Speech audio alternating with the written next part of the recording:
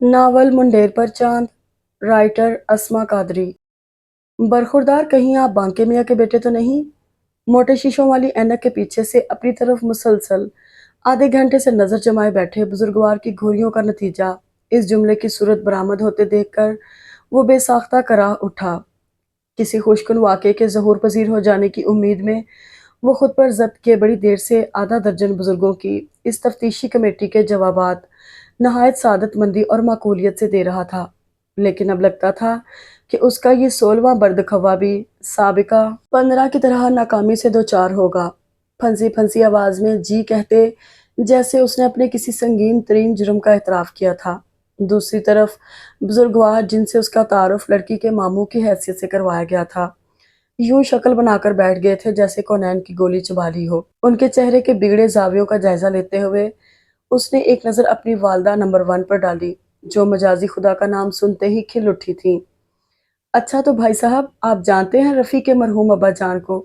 खुशी की एक लहर सी उनके लहजे से फूटी पड़ रही थी। हाँ हाँ, क्यों नहीं। उनकी शरीयत पर अमल करने की शोहरत तो पूरे रानीनगर में फैली हुई थी। मैं भला कैसे महरूम रह सकता था। अच्छा तो आप वहीं के रहने वाले हैं? उनकी बातों से नतीजा अखज़ करती वालदा माजदा ऐसी खुश अखलाकी का मुजाहरा कर रही थीं जैसे बरसों बाद कोई बिछड़ी सहेली अचानक ही मिल गई हो। अल्लाह जन्नत नसीब करे। मरहूम को बड़ी ही नेक तबीयत के मालिक थे। अल्लाह रसूल के अहकामात पर अमल करते ज़िंदगी में कभी ना हिचकिचाते। बांके मियाँ के अकीदतमंदों में उनका नंबर सबसे अव्वल था और वो अपनी इस अकीदतमंदी के इजहार का मौका कभी हाथ से न जाने देती थी। साहबजादे इतने आइडियल वालिद के बेटे हैं, मुस्तकबिल में यकीनन वालिद हजूर के नक्शे कदम पर चलने का ही सोचे बैठे होंगे। अब कभी अपने ना होने वाले मामू ससुर के तंजिया अंदाज पर वो बेसाख्ता चिल्ला उठा, नहीं नहीं अंकल, मैं तो शरीयत से कोसों दूर भागता हूँ। मेरा तो दूर दूर तक वास्ता नहीं है इस चीज़ से। मैं तो पिछले कई हफ्तों से जुम्मे की नमाज तक अदा करने नहीं गया। अब्बा जान की बराबरी करने का तो सवाल ही पैदा नहीं होता। लड़की के मामू के सिवा बाकी के 5 हज़रात उसकी इस अचानक काया पलट पर हवन्नक रह के सफ़ेद बुराक दाढ़ी और माथे पर सजदे का गहरा निशान रखने वाले लड़की के ताया के चेहरे पर तो नागवारी के आसार साफ पड़े जा सकते थे। इतनी देर से सलीके से सवालों का जवाब देते नौजवान के मुंह से इतनी बेहुदा गुफ्तगू सुनने की उन्हें कोई उम्मीद नहीं थी। अलबत्ता लड़के अंदर आए। इस तगैयर की वजह जानने के लिए उन्होंने अपना रुख इंतजार हुसैन की तरफ मोड़ लिया। ये उन्हीं की जुबान खुलने का करिश्मा था कि अच्छा भला लड़का बौखलाया हुआ नजर आता था। क्या बताऊं भाई साहब, शोहरत है पूरे रानीनगर में इनके घराने की। खैर से 4 बीवियां भुगता कर बांके मियां दुनिया से कूच करे हैं। पहली बीवी तो शादी के इब्तदाई 1 डेढ़ साल में ही मर गई थी। बाकी 3 अब तक जिंदा हैं और एक ही घर में रहती हैं। उनके इस्तफसार पर एक खशमगी निगाह रफ़ी ज़मां पर डालते वो राम कहानी सुना रहे थे। एक ना दो, पूरी 3 सासों के दरमियान अपनी नाजुक सी बेटी को झोंक दूं, ऐसा तो मैं मरकर भी नहीं कर सकती। इतनी देर से खैर सगाली का इजहार और बहनापा जोड़ने की कोशिश करती लड़की की वालदा हाजरा बेगम के पास से यूं बिदक कर उठ खड़ी हुई थी जैसे उन बेचारी ने उन्हें डंग मार दिया हो। हाँ तो हम कौन सा मरे जा रहे हैं तुम्हारी छिपकली सी बेटी के पीछे। संभाल कर रखो अपने पास। घर के लाल बेग कीड़े मकोड़े साफ करने के काम आएगी। गजब खुदा का, लोगों में जरा जो ईमान बाकी रहा हो बैठ जाते हैं कीड़े निकालने। भला बताओ शर्म है कैसी शर्म। बकती झकती वालदा को बड़ी मुश्किल से घसीट घसाट कर वो बाहर लाने में कामयाब हुआ था, वरना वहां मौजूद 6 अदद बुजुर्गों के हाथ जिस तरह अपनी अपनी छड़ियों पर सख्ती से जमे थे, उसे देखते हुए मजीद कुछ देर वहां रुकना और वालदा मोहतरमा को उनकी वजाहत और बलागत के फूल चढ़ाने की इजाजत देना उसकी अपनी खैरियत को मशकूक बना सकता था। लो भला बताओ, वो मुआ इंतजार हुसैन कैसे पहुंच गया वहां रंग में भंग डालने को। नाक पर उंगली जमाए बुआ सदमे के आलम में थी। बड़ी मुश्किल से दौड़ धूप करके उन्होंने रफ़ी जमा के लिए ये रिश्ता ढूंढा था। इस बार वो पूरी तरह पुरउम्मीद थी कि हस्बे वादा बड़ी बेगम से अंगूठी, मंजली से गले का लॉकेट और छोटी से टॉप्स वसूल करने में कामयाब हो जाएंगी। लेकिन वाए किस्मत, अचानक ही 7-8 गलियां आगे रहने वाले लड़की के मामू इंतजार हुसैन ऐन वक्त पर रंग में भंग डालने वहां पहुंच गए और ना सिर्फ पहुंचे बल्कि रफ़ीउज़ जमा को बांके मियाँ के बेटे की हैसियत से शनाख्त भी कर लिया। और यही शनाख्त तो रफ़ीउज़ जमा की शादी की राह में सबसे बड़ी रोड़ा थी। बांके मियाँ का बेटा होने की हैसियत से लोगों को फौरन ही रफ़ीउज़ जमा की 1 अदद मरहूमा और 3 अदद जीती जागती वालदाएं याद आ जाती थीं। मरहूमा की तो खैर थी, लेकिन ये जो 3 अदद जिंदा थीं ان کے ہاتھوں آئے روز ایسے ایسے کار ہائے نمایاں انجام پاتے تھے کہ دور دور تک علاقے میں بانکے میاں کے نام کے ڈنکے بج رہے تھے، اور بیچارے مرحوم و مغفور ہونے کے باوجود آج تک لوگوں کی یادداشتوں میں زندہ و جاوید تھے۔ خصوصاً جوان لڑکیوں کی امائیں تو بدکتی تھیں اس گھرانے کے تذکرے سے۔ رفیع الزماں کو رشتہ دینا تو دور کی بات، وہاں تو تعارف ہوتے ہی لوگ کانوں کو ہاتھ لگا کر انکار کر دیا کرتے تھے۔ ظاہر سی بات ہے، لوگ اپنی بیٹیوں کو صرف ساس سے نمٹنے کی ٹریننگ دیتے تھے، ساسوں کی فوج سے تو نہیں۔ مٹی ڈالو بوا ان لوگوں پر، مجھے تو پہلے ہی ایک آنکھ نہ بھا رہے تھے وہ لوگ۔ تمہارے ہی اصرار پر راضی ہو گئی تھی کہ سیانی بلی کھمبا نوچے کہ مصداق ہاجرہ بیگم ان لوگوں میں ہی کیڑے نکال رہی تھی۔ کتنی جان جوکھم میں ڈال کر میں نے یہ رشتہ ڈھونڈا تھا رفیع الزماں کے لیے، 50 تو جھوٹ گڑے تھے تمہارے گھرانے کی تعریف میں، اور تم کتنے مزے سے کہہ رہی ہو مٹی ڈالو۔ بوا کا دکھ کسی طور دور نہیں ہو رہا تھا۔ اے بوا غم کیوں کر رہی ہو؟ عمر تو نہیں نکل گئی رفیع الزماں کی، تم ڈھونڈنے نکلو بہتیرے رشتے مل جائیں گے۔ یہ منجلی بیگم زبیدہ تھیں جو نئے سرے سے بوا کی ہمت بندھا رہی تھیں۔ ہاں ہاں بوا، ٹھیک ہی تو کہہ رہی ہیں چھوٹی آپا، آخر کمی کیا ہے ہمارے رفیع میں؟ ایک ڈھونڈو 10 لڑکیاں مل جائیں گی۔ چھوٹی بیگم عابدہ نے بھی زبیدہ کی ہاں میں ہاں ملائی۔ میں نے کب کہا بی بی کہ رفیع میاں میں کوئی کمی ہے؟ ان کے پاس تو زیادتی ہے، وہ بھی 3 اماؤں کی۔ بوا نے بھی آخر جل کر تانا دے مارا۔ بانکے میاں اچھے خاصے شریف النفس انسان تھے، پر قدرت نے ہی ان کے نصیب میں ہلچل اور گہما گہمی لکھ دی تھی، تو وہ کیا کر سکتے تھے؟ سب نارمل لوگوں کی طرح ان کی اماں نے ان کی شادی عالیہ سے بڑے دھوم دھام سے کی تھی، پر عالیہ عمر بہت مختصر لکھوا کر لائی تھی۔ پہلے بیٹے رفیع الزماں کی پیدائش کے وقت ملک عدم سدھار گئیں۔ بانکے میاں جن کا اصل نام بدر الزماں تھا، بچے کو اس کی دادی کے حوالے کرتے بیوی کی موت کا غم سینے میں چھپائے غم روزگار میں الجھ گئے۔ وہ بڑے ہنرمند انسان تھے، لوگوں کے air conditioner, T V, fridge, V C R ٹھیک کرنے ہوں یا گھروں میں الیکٹرک کے تاروں کی وائرنگ اور نلکوں کی فٹنگ، وہ ہر کام یکساں مہارت سے انجام دینے کی صلاحیت رکھتے تھے۔ یہی سبب تھا کہ مین بازار میں ان کی ایک اچھی خاصی بڑی الیکٹرک کی دکان تھی جو خوب چلتی تھی، یوں گھر میں روپے پیسے کی فراوانی تھی۔ ان کے زندگی میں انقلابات کی ابتدا تب ہوئی جب وہ ایک بنگلے میں اے سی کی تنصیب کے لیے پہنچے۔ ڈیفنس میں واقع اس بنگلے کی بیل بجانے پر اندر سے کوئی ذی نفس تو برآمد نہ ہوا، البتہ کسی لڑکی کی گھٹی گھٹی چیخیں اور مدد کے لیے پکارنے کی آواز ضرور ان کے کانوں تک پہنچ گئیں۔ انہوں نے آؤ دیکھا نہ تاؤ، گیٹ پھاند اندر جا کودے، ایک کمرے میں کسی لڑکے کی دست درازی سے محفوظ رہنے کی کوشش کرتی۔ پچھلی گلی میں رہنے والی خالہ بطول کی بیٹی ہاجرہ کو دیکھ کر ان کی آنکھیں حیرت سے پھٹی رہ گئیں۔ ادھر وہ لڑکا بھی اس اچانک افتاد پر بوکھلا گیا تھا، جبھی ان کے ہاجرہ کو اس کی چادر اڑانے سے لے کر وہاں سے لے کر نکلنے تک کوئی رکاوٹ نہیں ڈالی۔ بڑی عام سی کہانی تھی ہاجرہ اور اس لڑکے کی۔ سلائی کٹنگ سیکھنے ایک سینٹر جانے والی ہاجرہ کی خوبصورتی اس لڑکے کو اور لڑکے کی لمبی گاڑی ہاجرہ کو بھا گئی۔ یوں راہ چلتے ایک شخص کی باتوں اور جھوٹی محبت پر اعتبار کر کے وہ اس کے ساتھ تنہا اس کے بنگلے جا پہنچی، جہاں اس نے چہرے پر چڑھائے نقاب کو اتارنے میں ذرا دیر نہ لگائی۔ اس حادثے کے بعد ہاجرہ جو پہلے ناک پر مکھی بیٹھنے دینے کی روادار نہیں تھی، بدر الزماں کے عشق میں گوڈے گوڈے ڈوب گئی۔ اس کی اماں کی خدمت اور بیٹے کو خود سے ہلانے کے نسخے ایسے تیر بہ ہدف تھے کہ ایک دن اماں کے اصرار پر بدر الزماں اسے دوسری شادی کرنے کے لیے اماں کے آگے ہاں کر بیٹھے۔ طبعاً شریف آدمی تھے، لہٰذا کبھی پلٹ کر ماضی کا تانا نہ دیا۔ یوں ہاجرہ کی ان سے عقیدت مندی میں اضافہ ہوتا چلا گیا۔ تیسری شادی اپنی نوعیت کے اعتبار سے کافی حادثاتی تھی۔ وہ اماں کو ان کی بہن سے ملانے گلبرگہ، بھارت کا ایک شہر، گئے تھے۔ خالہ کے گھر ان کی بیٹی زبیدہ کی شادی کا سلسلہ چل رہا تھا۔ عین بارات والے دن لڑکے والوں نے بھاری جہیز کی لسٹ خالہ کے ہاتھ میں تھما دی۔ غریب خالہ اور ان کے شوہر کے لیے ان کی فرمائشوں کو اپنی جان دے کر بھی پورا کرنا ممکن نہ تھا۔ سو بارات واپس لوٹ گئی۔ اماں سے معصوم زبیدہ کے لٹے ارمان اور بہن بہنوئی کی ابتر حالت نہ دیکھی گئی، اور بدر الزماں کو بہن کی خدمت میں پیش کر دیا۔ ان کے شادی شدہ ہونے سے واقف ہونے کے باوجود وہ لوگ اپنی عزت کے سلامتی کے لیے راضی ہو گئے۔ بدر الزماں کو بھی حالات کی نزاکت کے پیش نظر ہتھیار ڈالنے پڑے۔ یوں ایمرجنسی پاسپورٹ اور ویزا بنا کر زبیدہ کو پاکستان ساتھ لایا گیا۔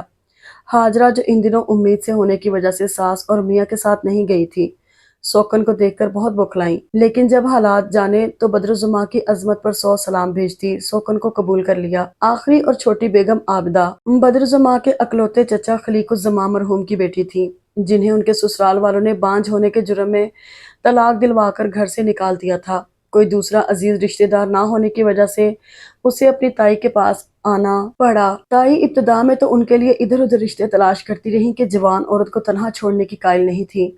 लेकिन जब रंग बिरंगे बुड्ढे खूसट शराबी जवारी लोगों से वास्ता पड़ा तो कानों को हाथ लगा लिया। आखिरी हल के तौर पर बदरुज़्ज़मा ही हाथ लगे, सो एक बार फिर उन्हें सहरा बांध दिया गया। पै दर पे इन शादियों ने बदरुज़्ज़मा को और कुछ दिया हो ना दिया हो, बांके मियाँ का टाइटल ज़रूर दिया।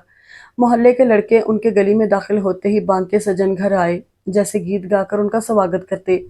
वो बेचारे इन मंचलों के मुंह लगना बेकार जानकर सर झुकाए खामोशी से गुजर जाते। गुजरते वक्त ने हाजरा को दो और जुबैदा को एक बेटी अता की। यूं रफ़ी जमा अकलौते थे और अकलौते ही रहे। वैसे उनकी तीनों वालदाएं अपनी नौयत के एतबार से दुनिया की अनोखी तरीन सौतेली माएँ थीं, जिन्होंने कभी उसे फूलों की छड़ी तक से न मारा। हर एक दूसरी से बढ़कर प्यार लुटाने और लाड उठाने वाली थी। जरा जो वो कोई फरमाइश करता, तीनों पूरी करने के लिए दौड़ लगाती। दादी उसका सबब अपनी सख्त निगरानी को समझती, लेकिन उनके इंतकाल के बाद वक्त ने साबित किया कि इस सारी जानसारी में कहीं कोई ड्रामाबाजी नहीं थी। वालदाओं की तरह बहनें भी अपने अकलौते भैया की आशिक थीं, हर वक्त उसके इर्द गिर्द परवानों की तरह मुंडलाती। पर इन मुंडलाती तितलियों को बहुत कम उम्र में ही देश निकाला दे दिया गया। बांके मियाँ शायद हाजरा वाले हादसे को भूले नहीं थे, सो जल्द बेटियों के फर्ज से सुबकदोश होकर मुतमईन हो गए। बेटा तो था ही उनका बहुत अच्छी तबीयत और समझ बूझ का मालिक। सुबह एक टेक्निकल कॉलेज से इलेक्ट्रॉनिक्स का डिप्लोमा कर रहा था, शाम को अपना वक्त दुकान पर बाप के जेर तरबियत गुजारता। तालीम और विरसे में मिलने वाली बाप की हुनरमंदी ने उसे दो आदशाह बना दिया था। उसके ही दिए हुए नित नए आइडियाज पर काम करते बांके मियाँ का कारोबार पहले से भी कई गुना अच्छा चल रहा था। हर तरफ से मुतमईन बांके मियाँ ने जल्द ही कारोबार हयात समेट लिया और राहिए मुल्क अदम हो गए। इनकी तीनों बेगमात जो उनकी जिंदगी में अपना ज्यादातर वक्त एक दूसरे से लड़ने में गुजारती थी, उनकी मौत पर एक दूसरे की हमदर्दो गमगुसार साबित हुई। वैसे भी वो तीनों खवातीन नहायत हैरत अंगेज थीं। दिन भर एक दूसरे से चोंचे लड़ाती रहती, लेकिन जो जरा कोई दूसरा उनमें से किसी एक को छेड़ने की गुस्ताखी कर बैठता, मुतहद होकर चील की मानंद उस पर झपटती। छेड़ने वाला बमुश्किल अपनी हड्डी बोटी बचाकर भागता। बांके मियाँ के इंतकाल के बाद घर की वीरानी और खामोशी को देखते हुए उन्होंने बेटियों के मशवरे पर रफ़ी जमा की शादी का इरादा बांधा था। लेकिन जो काम उनके ख्याल में नहायत आसान था, असल में जुए शेर लाने के बराबर साबित हुआ। कोई भी शख्स बांके मियाँ की 4 शादियों के रिकॉर्ड और 3-3 आफत की परकाला सासों की मौजूदगी में अपनी बेटी रफ़ी जमा को देने के लिए राजी नहीं था। क्या हुआ अम्मा? इस रिश्ते का जो पिछले हफ्ते बुआ ने लगाया था। ये हाजरा की बड़ी बेटी समनारा थी, जो अपने छोटे बेटे को थपक थपक कर सुलाती, सहन में खेलते अपने बड़े बेटे पर नजर जमाए बैठी थी। होना क्या है, लड़की का मामा यही रानीनगर का रहने वाला निकला। ऐन वक्त पर रफ़ी को पहचान गया। फिर तो समझो आंखें माथे पर रख ली उन लोगों ने। ये तो बड़ा बुरा हुआ अम्मा, भैया को तो बहुत दुख पहुंचा होगा। समन तासुफ से बोली। अरे मुझे खुद बड़ा दुख है। अच्छी खासी बात चल निकली थी, पूरी उम्मीद थी कि इस बार हाँ हो जाएगी। मैंने तो बुआ को देने के लिए अपनी चांदी की अंगूठी पर सोने का पानी भी चढ़वा लिया था। हाजरा बेगम के लहजे में हकीकी रंग था। चांदी की अंगूठी पर सोने का पानी? लेकिन अम्मा, आपने तो बुआ से सोने की अंगूठी का वादा किया था। समन हैरान थी। अरे वादा किया था तो क्या सचमुच इस लालची बुढ़िया को सोने की अंगूठी थमा दूंगी? मेरी कोई सोने की कानें हैं जो लोगों में सोना बांटती फिरूं? वैसे भी इस बुआ को क्या पहचान सोने की? जब तक पालिश उतरती हमारा काम पक्का हो जाता। वैसे कहीं तुम ये ख्याल अपनी मंजली और छोटी अम्मी के कानों में ना उंडेल देना, बड़ी चलित्र हैं, फौरन मेरी नकल उतारने बैठ जाएंगी। अपनी पॉलिसी का तज़किरा करते आखिर में उसे तंबीह करना ज़रूरी समझी। हाय, अगर बीच में ये रोड़ा ना आता तो हम बैठे भैया की शादी की तैयारी की बातें कर रहे होते। समन को वाकई बहुत दुख था। पिछले 2 साल से इन लोगों को इस सिलसिले में मुसलसल नाकामी का सामना था। वो तीनों बहनें भाई की शादी का अरमान दिल में बसाए हर बार नए सिरे से उम्मीद बांधती, लेकिन हर बार ही मायूस होना पड़ता। अब तो रफ़ी भी इस जिक्र से चिढ़ने लगा था, पर इस बार बुआ के बहुत उम्मीद दिलाने और वालदाओं के हिफ्ज़े मातुकदम के तहत की जाने वाली तदबीरों के पेश नज़र लड़की वालों के हाथ जाने की हामी भर ली थी। बुआ की राय पर उन लोगों से बांके मियाँ की 4 शादियों को छुपाया गया था और सिर्फ हाजरा की मुलाकात रफ़ी की वालदा की हैसियत से उन लोगों से करवाई गई थी।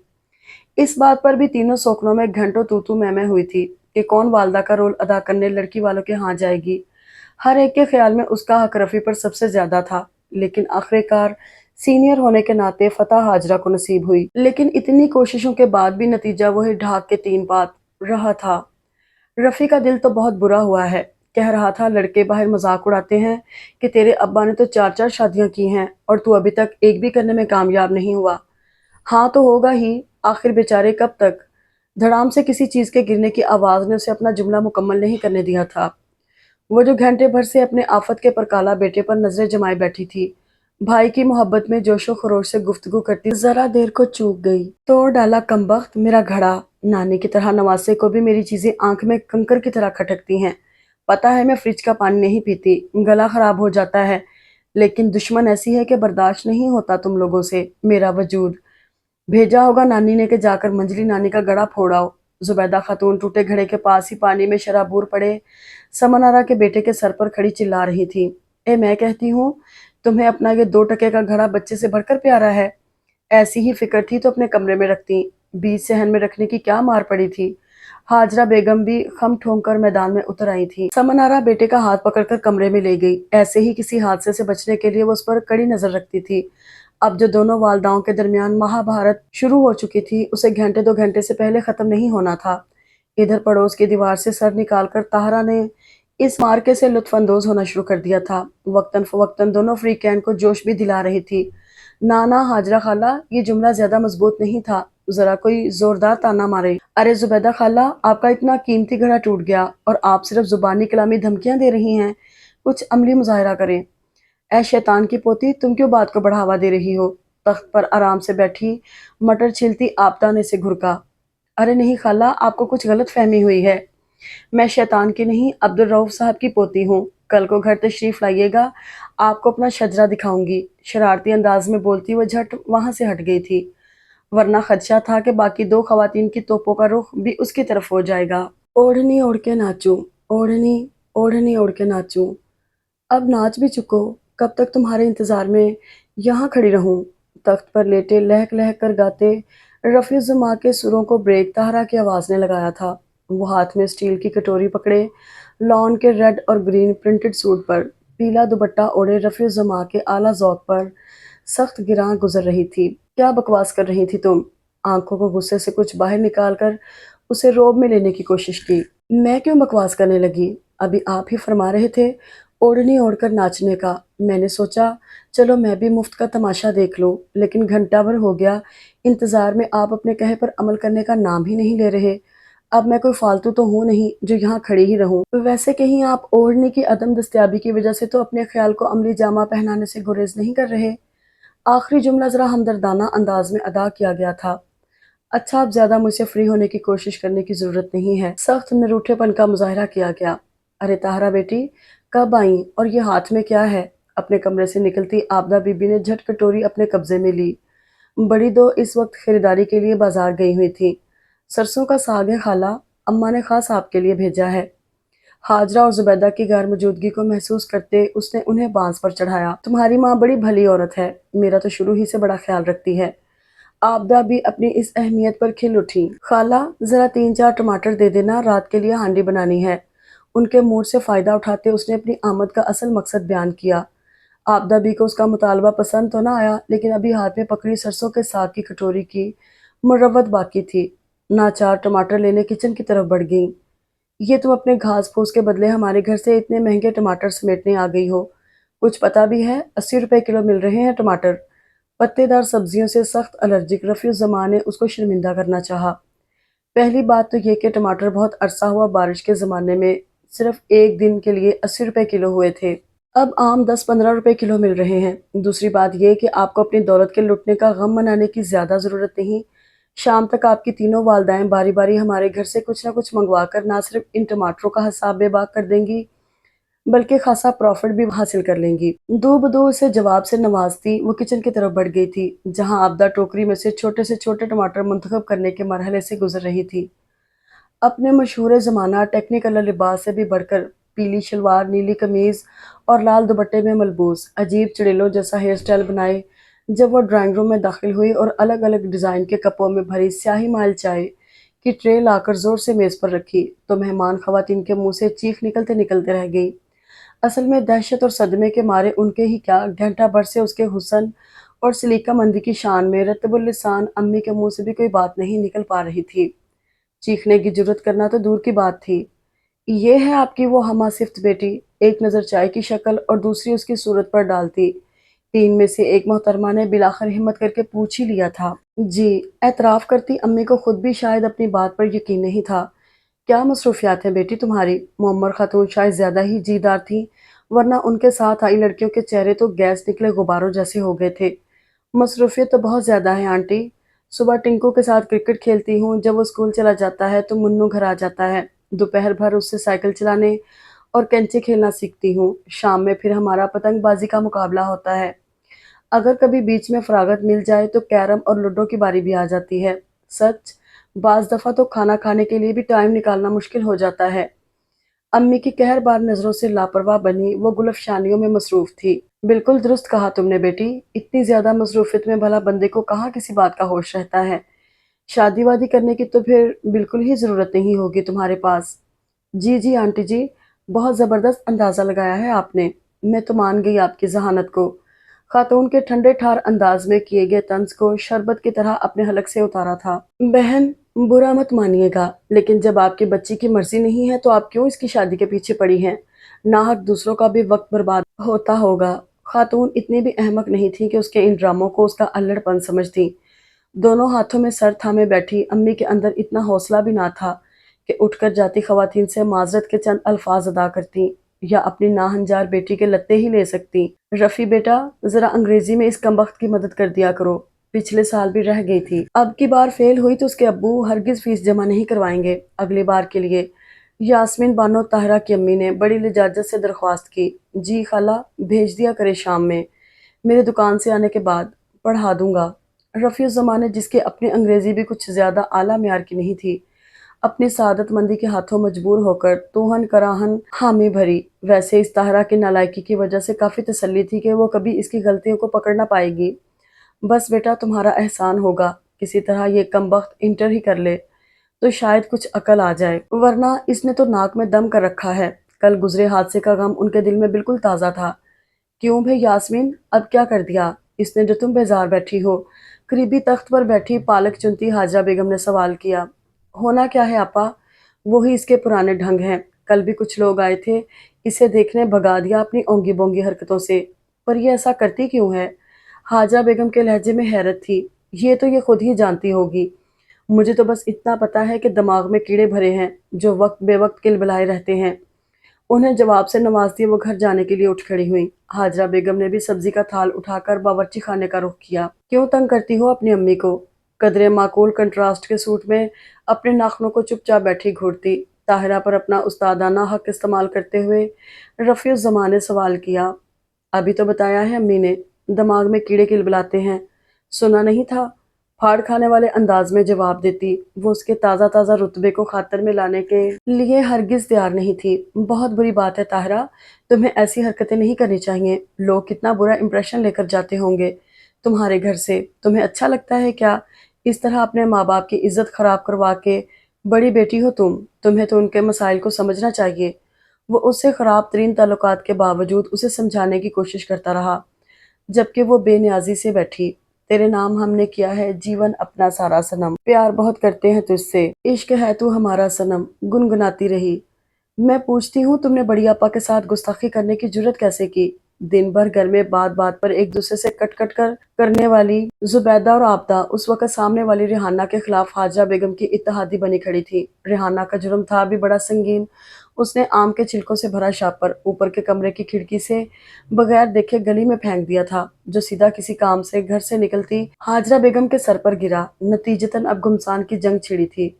तो तुम्हारी बड़ी आपा को क्या जरूरत थी दोपहर में मेरी खिड़की के नीचे मुंडलाने की?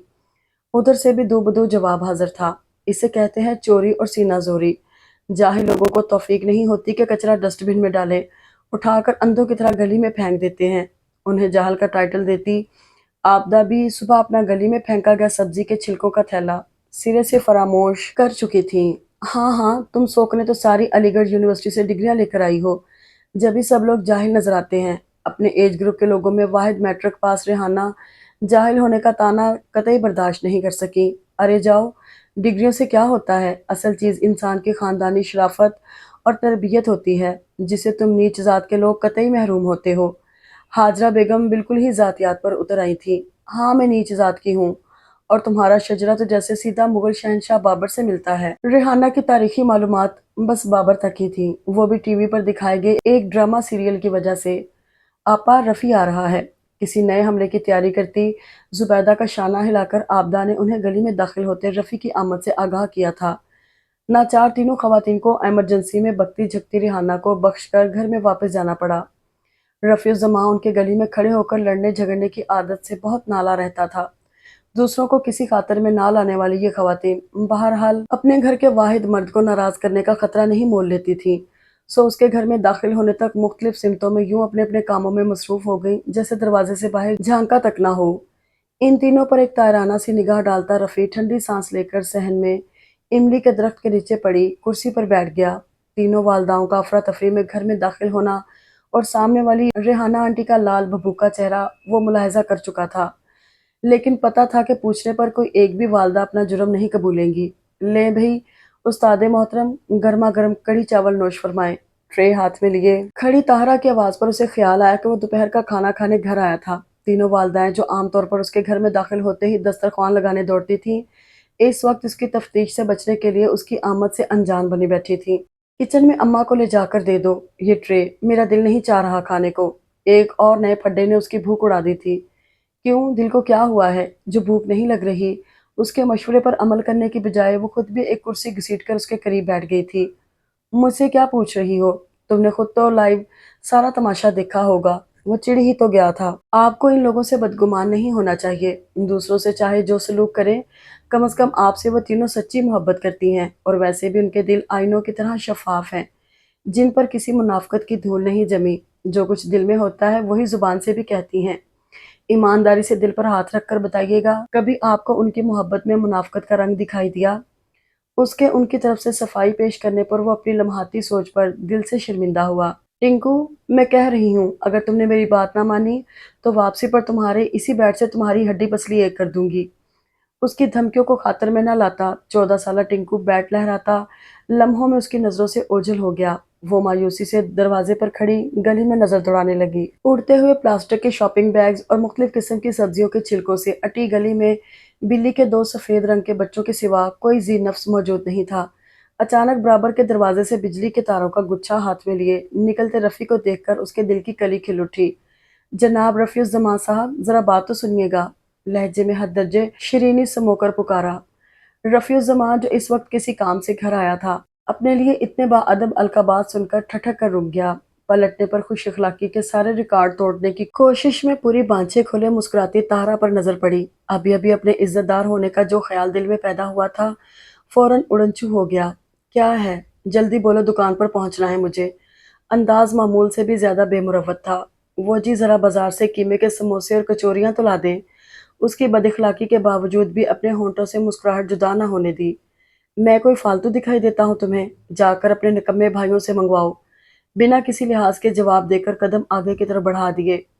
प्लीज ला देना। टिंको और मुन्नू घर पर नहीं है, मेरी सहेलियां आई हुई हैं। अब के बाकायदा इल्तिजा की। तो इतनी चटोरी सहेलियां बनाने की जरूरत ही क्या है? घर में चाय शरबत जो भी है बनाकर पिला दो। सहेलियों पर एतराज के साथ मुफ्त मशवरे से नवाजता वो आगे बढ़ गया। अपने इस कदर खुश इखलाकी और इल्तिजाओं को भी नाकाम जाता देखकर वो कुछ देर उसकी पुश्त को गुस्से से घूरती रही और फिर उसके मोड़ मुड़ जाने पर नाचार पैर पटकती चाय बनाने किचन में घुस गई। चाय बनाकर अभी कपों में निकाल ही रही थी कि दरवाजे पर दस्तक की आवाज सुनकर बाहर की तरफ जाना पड़ा। आज अम्मी मुन्नू के साथ मामू से मिलने गई हुई थी और उसकी खूब परेड लग रही थी। ये पकड़े बाजी, समोसे और कचौरियां रफ़ी भाई ने भिजवाए हैं। दरवाजा खोलने पर रफ़ी की दुकान पर काम करने वाला एक बच्चा हाथ में लिफाफे पकड़ाकर खुद 9-2-11 हो गया। पूरी अपनी सौतेली अम्माओं की आदतें ली हैं, जुबान में कड़वाहट और दिल में चाहत। लिफाफे हाथ में थामे वो बड़ी मोहब्बत से सोच रही थी, मेरी सामने वाली खिड़की में एक चांद सा मुखड़ा रहता है। अफसोस ये है कि वो मुझसे कुछ उखड़ा उखड़ा रहता है। हाँ, तो उखड़ा उखड़ा तो रहना है ना उन्होंने, अभी पिछले हफ्ते ही तो लड़ाई हुई थी। लहक लहक कर गाते वो ताहरा की मौजूदगी को फरामोश कर चुका था। सो उसके जुमले पर बुड़बुड़ा कर रह गया। ایک چور نظر ریحانہ آنٹی کے گھر کی کھلی کھڑکی پر بھی ڈالی، جہاں اب سے کچھ دیر پہلے لہرانے والا دھنک رنگ آنچل غائب ہو چکا تھا۔ اپنی واردات کی جو صرف معصوم تانگ جھانک تک محدود تھی، کوئی نشانی نہ پا کر ایک گناگوں اطمینان محسوس ہوا۔ کس کے اکھڑے اکھڑے رہنے کی بات کر رہی تھی تم؟ درستی سے سوال کیا۔ وہی جو سامنے والی کھڑکی میں رہتی ہیں، انہی کی۔ وہ بھی ایک کائیاں تھی۔ اس کی نگاہوں کا مرکز بھانپ لینے کے باوجود انجان بن گئی۔ کون رہتا ہے سامنے والی کھڑکی میں؟ دل میں چور تھا سو وہ کھٹک گیا۔ ریحانہ آنٹی اور کون؟ کیا محلے والوں کو پہچاننا بھی چھوڑ دیا ہے؟ ابھی پچھلے ہفتے آپ کی اماؤں کی ان سے لڑائی نہیں ہوئی تھی کیا؟ اب وہ بیچاری اکھڑی اکھڑی ہیں تو شکوہ کیسا؟ ان کا تو حق بنتا ہے۔ اسے ڈرا کر اب خود آرام سے ہنس رہی تھی۔ اچھا، تم ان کی بات کر رہی تھی، میں سمجھا تم نے مجھے۔ عین وقت پر جملہ دانتوں تلے روکا۔ کیا سمجھ رہے تھے آپ؟ وہ اس کی خاموش ہو جانے پر موضوع سے ہٹ جانے والی تھوڑا ہی تھی۔ کچھ نہیں سمجھ ومجھ رہا تھا میں۔ میری فکر چھوڑ کر اپنے کام پر توجہ دو۔ گھنٹہ بھر سے ڈائریکٹ سے انڈائریکٹ بنانے کو دیا ہوا ہے تم سے، ہو کر نہیں دے رہا۔ تو آپ بھی تو گھنٹہ بھر سے انڈائریکٹ کو ڈائریکٹ کرنے میں چینج کرنے کی کوشش کر رہے ہیں۔ کون سا کامیاب ہو گئے؟ اس کی گھرکی خاطر میں نہ لا کر وہ ذومعنی انداز میں بولی۔ ویسے نام تو آپ کا رفیع ہے، لیکن گلے میں سر نام کو نہیں۔ کاش تھوڑا نام کا ہی اثر پڑ جاتا آپ کی آواز پر، ہماری سماعتوں کو اتنا عذاب تو نہ سہنا پڑتا۔ پہلی بات کا اثر زائل کرنے کے لیے فوراً ہی اس کا ذہن دوسری طرف الجھانے کی کوشش کی۔ میری آواز پر نام کا اثر نہیں ہوا تو کیا؟ تمہاری آواز تو بالکل طاہرہ سید جیسی ہے۔ حسب توقع وہ بھڑک چکا تھا۔ بس کرم نوازی ہے آپ کی، ورنہ کہاں میں اور کہاں اتنی بڑی گلوکارہ۔ لہجے میں اتراہٹ تھی۔ اترانے سے پہلے پوری بات سن لیا کرو۔ میں تمہیں طاہرہ سید کی طرح عظیم گلوکار نہیں ٹھہرا رہا، بلکہ یہ بتا رہا ہوں کہ تمہاری آواز اس کی طرح موٹی اور بھاری ہے۔ اس نے جیسے اپنے پر کیے گئے حملے کا جواب دیا۔ ہوں بڑے آئے میری آواز کو بھونڈی کہنے والے۔ آواز ہوگی اس چمک چھلوں کی بھونڈی جو اتنی دیر سے کھڑکی میں کھڑے جلوے دکھا رہی تھی۔ آخر وہ پھٹ ہی پڑی۔ ہیں، یہ کون بیچاری چمک چھلو بیچ میں آ گئی؟ اس ڈائریکٹ حملے پر گھبرا جانے کے باوجود اس نے تجاہل عارفانہ سے کام لینا چاہا۔ خوب دیکھ رہی ہوں میں، نگاہوں کے نشانے آج تک پڑوس کی دیوار سے جھانکتے چاند کا خیال تو آیا نہیں۔ سامنے کھڑکی میں چاند سا مکھڑا نظر آنے لگا۔ منہ ہی منہ میں بڑبڑاتی وہ اپنی کتابیں سمیٹ سماٹ گھر کی طرف روانہ ہو گئی۔ یہ کھیر کہاں سے آئی اماں؟ دسترخوان پر موجود خوب بادام پستوں سے سجی کھیر کی پیالی دیکھ کر اس نے پوچھا۔ سامنے والی ریحانہ کے گھر سے آئی ہے۔ ریحانہ آنٹی کے گھر سے؟ لیکن ان سے تو شاید آپ لوگوں کا کوئی جھگڑا چل رہا تھا۔ اماں کے جواب پر اسے اچنبھا ہوا۔ جھگڑا وگڑا کیا بیٹا، وہ عورت ہے ہی بڑی بد اخلاق۔ مجھے تو خود حیرت ہے کہ اس نے یہ کھیر بھیجی کیسے، ورنہ وہ تو کسی کو اپنا بخار نہ دے۔ ہاجرہ بیگم نے ابھی کچھ دن پہلے ہونے والی لڑائی کو فراموش نہیں کیا تھا۔ کون دے کر گیا تھا یہ کھیر؟ پیالی اپنے آگے کھسکاتا وہ تجسس سے بولا۔ اس کے بھائی کی بیٹی آئی ہوئی ہے آج کل رہنے، وہی شام میں دے کر گئی تھی۔ اماں کا جواب سن کر اسے دل ہی دل میں افسوس ہونے لگا کہ وہ کیوں شام کو گھر نہ پہنچ سکا۔ اصل میں آج ان کے پرانے کسٹمر ہاشمی صاحب کا ٹیلی ویژن ٹھیک ہونے آیا ہوا تھا۔ آج کل پاکستان اور بنگلہ دیش کے درمیان میچز چل رہے تھے اور ہاشمی صاحب کرکٹ کے ازحد شیدائی تھے، لہٰذا ان کے اصرار پر اسے ارجنٹ ان کا ٹی وی ٹھیک کر کے دینا پڑا اور اسی وجہ سے وہ شام میں گھر نہیں آ سکا۔ لیکن اب یہ جان کر کہ وہ ہوش شمائل جو پچھلے 6 دن سے کھڑکی میں سے جلوے دکھا دکھا کر اس پر بجلیاں گرا رہی تھی، شام میں بنفس نفیس ان کے ہاں جلوہ افروز ہوئی تھی، اسے اپنی عدم موجودگی اور ہاشمی صاحب کی کرکٹ پسندی دونوں پر بڑا غصہ آیا۔ شام میں طاہرہ بیچاری بھی بڑی دیر تک تمہارے انتظار میں بیٹھی رہی، کہہ رہی تھی امتحان نزدیک ہیں، ابھی پوری طرح تیاری نہیں ہوئی۔ آبدہ بی نے اطلاع فراہم کی، اس کی تیاری کبھی پوری ہو بھی نہیں سکتی، سارا وقت تو باتوں میں دھیان لگا رہتا ہے۔ وہ جل کر بولا۔ پھر بھی بچے، جب تم نے ذمہ داری لی ہے تو تھوڑی زیادہ محنت کر کے اس کی تیاری مکمل کروا دو، ورنہ وہ آفت کی پرکالہ فیل خود ہوگی، الزام تمہارے سر رکھ دے گی، زبیدہ خاتون نے اسے سمجھایا۔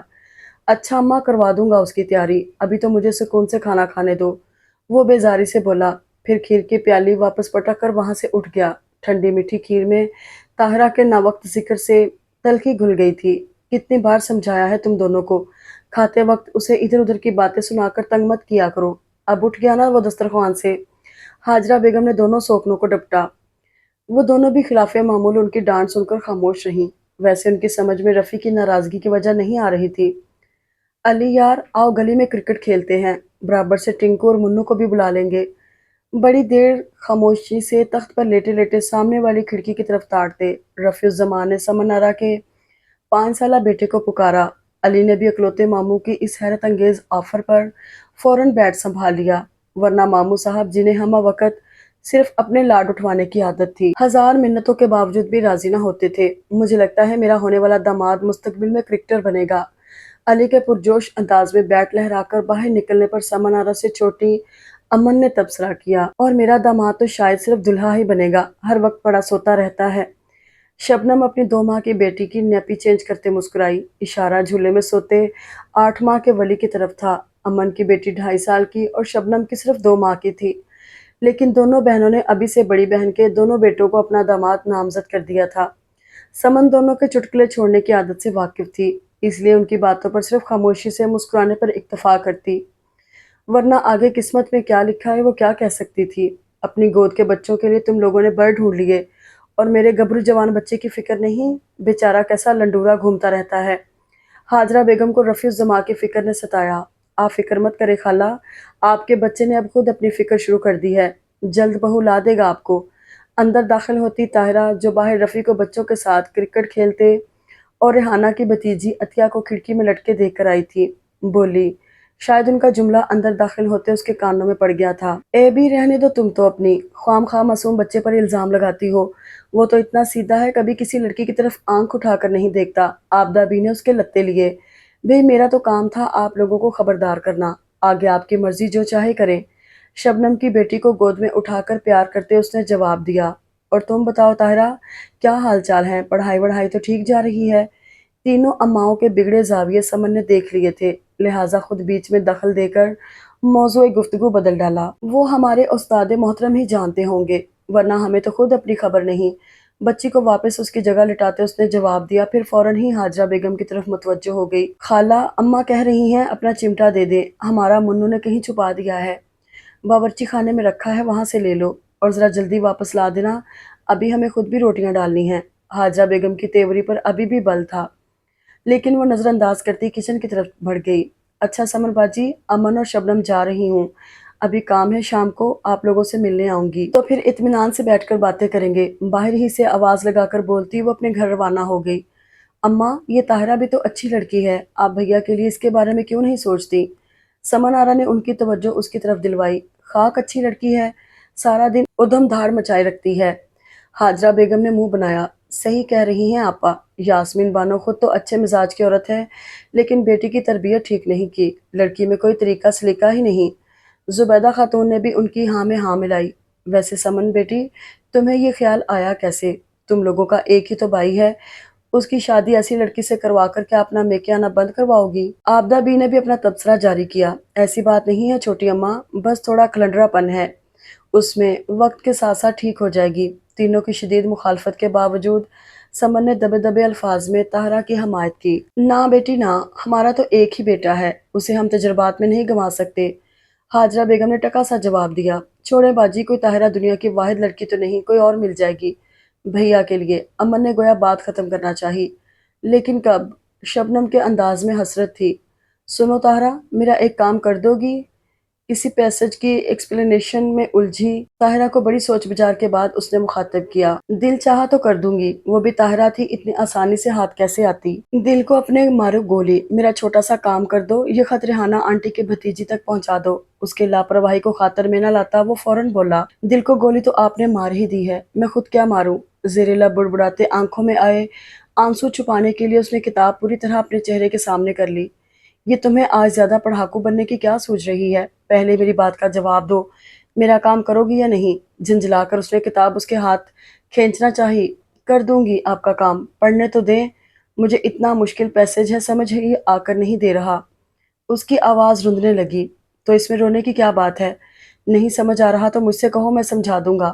اس کی آنکھوں میں ڈولتے آنسو دیکھ کر وہ فوراً ہی پسیج گیا، پھر ہاتھ میں کتاب لے کر بڑی دیر تک اسے سمجھاتا رہا۔ وہ یوں ہی خالی خالی دماغ سے اس کے ہلتے لبوں کو دیکھتی رہی۔ اب ٹھیک ہے، اب تو کوئی مشکل نہیں۔ مسلسل 10 منٹ بولنے کے بعد وہ چند لمحے خاموش رہ کر اس سے مخاطب ہوا تھا۔ ہاں ٹھیک ہے، اب میں جاؤں؟ وہ کھوئی کھوئی کیفیت میں بولی تھی۔ پڑھنے میں دل ہی نہیں لگاتی ہو تم، تو سمجھ کیسے آئے گا کچھ؟ اس کی غائب دماغی اور عدم دلچسپی کو اس نے بھی بھانپ لیا تھا۔ سو فوراً ہی ٹوکنے لگا۔ دل جہاں لگانا تھا بہت پہلے لگا چکی، اب کسی چیز میں لگنا مشکل ہے۔ بے بسی سے بولتی وہ اپنی کتابیں سمیٹ رہی تھی۔ کہاں لگا لیا ہے تم نے اپنا دل؟ ٹنکو کی سائیکل میں یا منو کی پتنگ میں؟ اس کی آزردگی کو سمجھے بغیر اس نے مذاق اڑایا۔ آپ نہیں سمجھ سکتے اس بات کو، جانے دیں۔ وہ جیسے یکدم ہی بڑی ہو گئی تھی۔ مجھے سمجھنی بھی نہیں ہے تمہاری اونگی بونگی باتیں، میں تم سے صرف اپنے بارے میں پوچھ رہا ہوں۔ تینوں والدائیں باہر صحن میں بیٹھی ہمسائیوں کی غیبت میں مصروف تھیں، چنانچہ وہ بڑے اطمینان سے اپنا مدعا بیان کر رہا تھا۔ ٹھیک ہے، کر دوں گی آپ کا کام، آگے آپ کی قسمت۔ بالآخر اس نے حامی بھر ہی لی۔ یہ لیں جی آپ کی امانت۔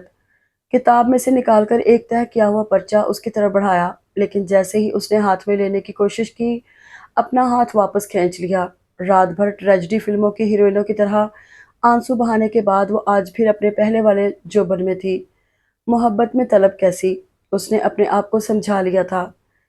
کیا ہے طاہرہ، دو نا مجھے یہ پیپر۔ منجلی اماں اس کے کمرے کے دروازے کے ساتھ رکھے گملوں کو پانی دے رہی تھی، سو آواز دبا کر التجا کی۔ اوہ، ایسی چیزیں اتنی آسانی سے تھوڑا ہی ملا کرتی ہیں۔ پرچے کو کتاب میں رکھ کر، کتاب اپنے دونوں ہاتھوں میں مضبوطی سے تھام کر اسے جلایا۔ وہ بھی سمجھ گیا کہ اس کی بے تابی کو دیکھ کر تنگ کر رہی ہے، اس لیے انجان بن گیا۔ ٹھیک ہے، مت دو، میں کون سا مرا جا رہا ہوں اس کے لیے۔ اچھا تو پھر ایسا کرتی ہوں، آپ کی کسی ایک والدہ ماجدہ کو دے دیتی ہوں۔ ویسے کس کو دوں؟ اچھا کو کافی لمبا کرتے اس نے اسے دھمکایا تھا اور آخر میں سرگوشی میں رائے بھی پوچھی تھی۔ خدا کے لیے طاہرہ، کیوں میری محبت کو شروع ہونے سے پہلے ہی ختم کر دینے پر تلی ہو؟ وہ اس کی دھمکی سن کر فوراً ہی مرعوب ہو گیا۔ بھئی آپ کو مجھ سے اتنا خوفزدہ ہونے کی کیا ضرورت ہے؟ ساری دنیا آج کل گیو اینڈ ٹیک کے اصول پر چل رہی ہے۔ اگر آپ کو مجھ سے اپنے کام کی چیز چاہیے تو پہلے میرا کام بھی کرنا ہوگا۔ تمہارا کام؟ تمہیں کیا کام ہے؟ کیا نکڑ والے کلو کسائی کو پریم پتر بھجوانا ہے؟ اس کے سودے بازی کی ادا اسے ایک آنکھ نہیں بھاتی تھی، سو جل کر اس کی ناپسندیدہ ہستی کا حوالہ دیا۔ فی الحال تو آپ سے امپورٹنٹ ٹاپکس کے پورے بنوانے ہیں۔ اس کی دل جلی بات پر کوئی رد عمل ظاہر کیے بغیر اپنا مطالبہ پیش کیا تھا۔ اچھا بنا دوں گا، اب تو دے دو مجھے وہ خط۔ منجلی اماں پودوں کو پانی دے کر وہاں سے جا چکی تھی، سو اطمینان سے خط کا لفظ استعمال کیا۔ ہائے ہائے، کیا زمانہ آ گیا ہے، اب استاد خود شاگردوں کو پورے بنا کر دیا کریں گے۔ کتاب سے فولڈ کیا کاغذ نکال کر اسے دیتی وہ چھیڑنے سے باز نہیں آئی تھی، لیکن وہ پوری طرح اپنے خط کا جواب پڑھنے میں محو تھا۔ خوشی سے چہرہ 1000 واٹ کے بلب کی طرح جگمگا رہا تھا۔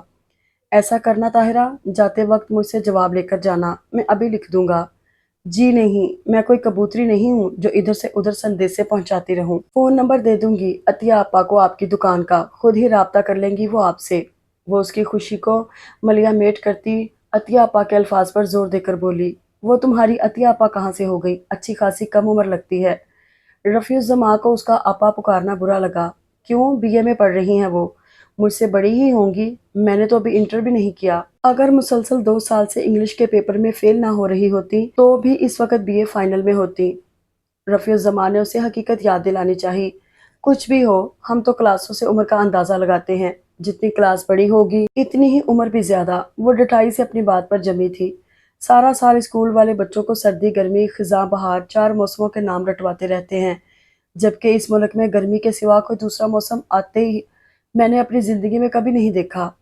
پتہ نہیں باقی کے 3 کب آتے ہیں اور کب چلے جاتے ہیں، جو ہمیں علم ہی نہیں ہوتا۔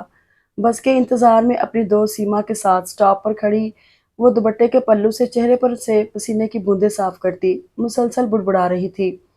ایک تو گرمی واقعی کافی زیادہ ہو رہی تھی، دوسرے پیپر بھی اچھا نہیں ہوا تھا۔ قسمت کی ستم ظریفی سے انہیں ممتحن بڑی سخت قسم کی ٹکرا گئی تھی، چنانچہ دھمکیاں دے کر رفیع الزماں سے بنوائی گی پرچیاں نکالنے کا موقع بھی نہیں مل سکا تھا۔ تم کیوں گونگے کا گڑ کھائے کھڑی ہو؟ کچھ بولتی کیوں نہیں؟ موسم پر اپنے رواں تبصرے پر سیما کی رائے شامل نہ ہونے پر اسے کچھ بے چینی ہوئی۔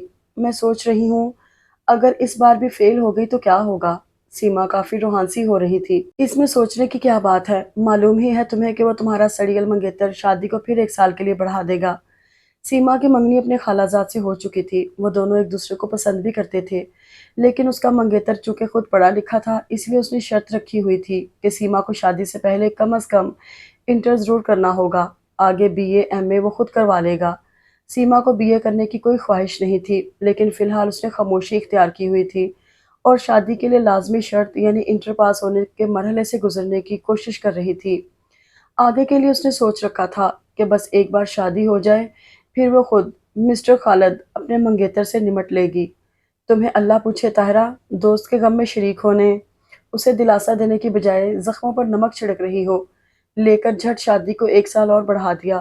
یہ نہیں کہہ سکتی تھی کہ سیما انشاءاللہ تم اس سال ضرور پاس ہو جاؤ گی اور تمہارے ہاتھوں پر مہندی رچ جائے گی، یا یہ کہ سیما تم فکر مت کرو، اگر فیل بھی ہو گئی تو خالد اس بار اپنی شرط میں نرمی کر لے گا اور تمہیں انٹر کروانے کا ارادہ شادی تک ملتوی کر دے گا۔ سیما کو طاہرہ کی بے نیازی ایک آنکھ نہیں بھائی تھی، سو اب اسے آڑے ہاتھوں لے رہی تھی۔ بھئی میں کافی حقیقت پسند ہوں، اس لیے تمہیں وہی بتا رہی ہوں جو اصل میں تمہارے ساتھ پیش آئے گا، لہٰذا بہتر ہے کہ تم بھی شیخ چلی کی طرح خواب دیکھنے سے پرہیز کرو اور گھر جا کر دوبارہ پیپر کی تیاری کرنے بیٹھ جاؤ۔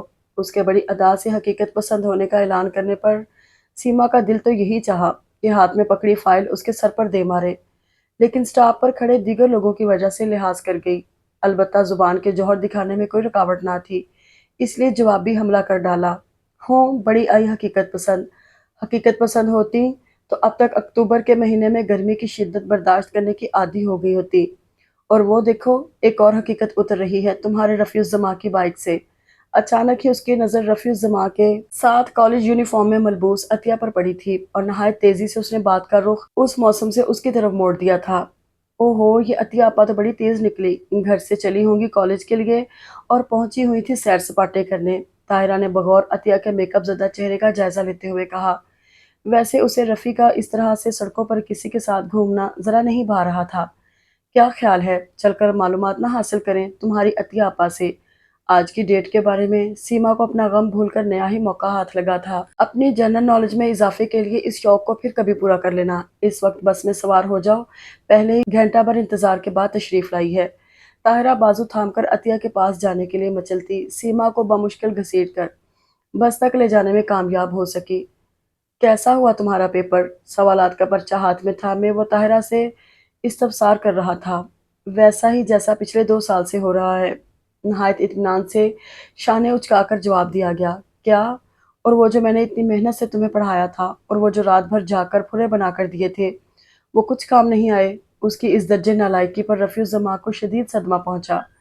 محنت سے کب پڑھایا تھا؟ اگر محنت سے پڑھایا ہوتا تو میرا پیپر اچھا نہیں ہو جاتا۔ محنت تو آپ آج کل صرف عطیہ آپا پر کر رہے ہیں، اپنی نااہلی پر پردہ ڈالنے کے لیے سارا الزام اس کے سر ڈال دیا۔ یہ تمہاری پڑھائی سے عطیہ کا کیا تعلق جو تم خواہ مخواہ اسے بیچ میں گھسیٹ رہی ہو؟ اپنی دکھتی رگ پر ہاتھ رکھے جانے پر وہ بلبلا اٹھا۔ تعلق تو ہے، اب یہی دیکھ لے، آج جب میں پیپر دے کر نکلی تو دیکھا عطیہ آپا شاہی سواری سے اتر کر بس اسٹاپ پر قدم رنجہ فرما رہی ہیں۔ ایسے حالات میں مجھ جیسی شریف باحیا لڑکی کا ذہن تو متاثر ہوگا ہی نا، اور جب ذہن ہی صحیح کام نہ کرے تو بندہ پیپر کیا خاک اچھا کر سکتا ہے؟ پیپر کے بعد رونما ہونے والے واقعے کو پیپر کی خرابی سے منسوب کرنے کا نادر خیال طاہرہ کے زرخیز ذہن میں ہی آ سکتا تھا۔ اوہ، تو تمہارا سینٹر اس کے کالج میں بنا تھا؟ اپنے موقع واردات پر دیکھ لیے جانے پر وہ کچھ جھیم سا گیا۔ ویسے استاد محترم، یہ کوئی اچھی بات نہیں ہے، اچھا خاصا صاف ستھرا ماضی رہا ہے آپ کا، اب اگر کسی نے ایسی حرکتیں کرتے دیکھ لیا تو ساری زندگی کی پارسائی پر حرف آ جائے گا۔ بہتر ہے اپنی اماؤں کو راضی کر کے عطیہ آپا کے گھر بھیج دیں تاکہ تعلق رجسٹرڈ ہو جائے۔ لاپرواہی سے کرسی جھلاتی وہ بڑے ہلکے پھلکے انداز میں اسے اس کی غلطی کا احساس دلا رہی تھی۔ اچھا تو مجھے بھی نہیں لگتا، لیکن مجبور ہو جاتا ہوں۔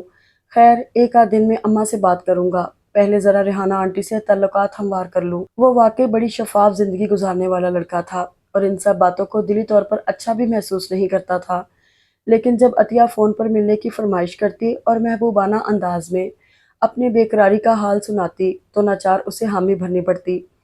یوں بھی ابتدائی دن تھے محبت کے، جس میں محبوب کی بات ماننے سے انکار کرنا تو دور کی بات اس کے ابرو کے اشارے کو نظر انداز کرنا بھی ناممکن لگتا ہے۔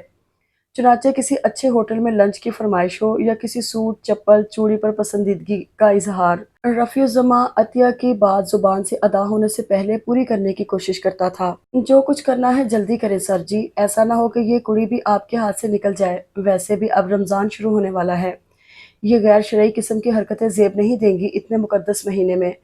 جب سے رفیع نے اسے پڑھانا شروع کیا تھا وہ ایسی ہی القابات سے اسے پکارنے لگی تھی۔ زیادہ بھی نصیحت بننے کی ضرورت نہیں ہے، مجھے خود بھی پتہ ہے کہ کیا کرنا چاہیے اور کیا نہیں۔ مسلسل تانے بازی نے آخری کار اسے تپا ہی دیا تھا۔ ہم تو آپ کے خیر خواہ ہیں، اگر آپ کو ہماری باتیں اچھی نہیں لگتی تو لیجیے اپنا منہ بند کیے لیتے ہیں، بلکہ یہاں سے رخصت ہی لے لیتے ہیں۔ ویسے بھی اب ہم فارغ التحصیل ہو گئے ہیں اور ہمیں آپ کی خوش آمدوں کی ضرورت نہیں رہی۔ فارغ التحصیل تو خیر نہیں ہو سکتی ہیں آپ، البتہ رزلٹ آنے کے بعد اپنی امی کے ہاتھوں فارغ البال ضرور ہو جائیں گی۔ خیر کسی بھی طرح ہی صحیح، آپ نے یہاں سے جانے کا جو فیصلہ کیا ہے اس پر میں تہہ دل سے آپ کا مشکور ہوں۔ اس کے شاہانہ انداز میں بولنے پر اسی کے لہجے میں جواب دیتے اس نے ہاتھ کے اشارے سے اسے باہر کا راستہ دکھایا۔ جا رہی ہوں، کیوں آنکھیں ماتھے پر چڑھا رہے ہیں؟ دل جلانے والے انداز میں مسکراتی وہ باہر کی طرف چل دی۔ طاہرہ ذرا اپنی ماں کو بھیجنا، یہ موا ڈیزائن پلے ہی نہیں پڑ رہا، اس سے پوچھوں گی شاید اسے سمجھ آ جائے۔ رنگ برنگی اون کے گولے سامنے پھیلائے ہاجرہ بیگم صحن میں بیٹھی بڑی ارک ریزی سے سویٹر کے ایک نمونے پر غور کر رہی تھی۔ اچھا خالہ بھیج دوں گی، سعادت مندی سے جواب دیتی وہ دہلیز پار کر گئی۔ خالی ہاتھ فقیرنیوں کی طرح آئی تھی تم اس گھر میں، نہ کوئی زیور نہ گہنا نہ کپڑے لتے، کچھ بھی تو ساتھ نہیں تھا، اور آج چلی ہو یہاں کی چیزوں پر حق جتانے۔ ہاجرہ بیگم پوری قوت سے چلا رہی تھی۔ خالی ہاتھ آئی تھی، بھاگ کر تو نہیں آئی تھی، جتنا آپ کا حق ہے اس گھر پر اور یہاں کی چیزوں پر اتنا ہی میرا بھی ہے۔ زبیدہ خاتون بھی پیچھے نہیں تھی۔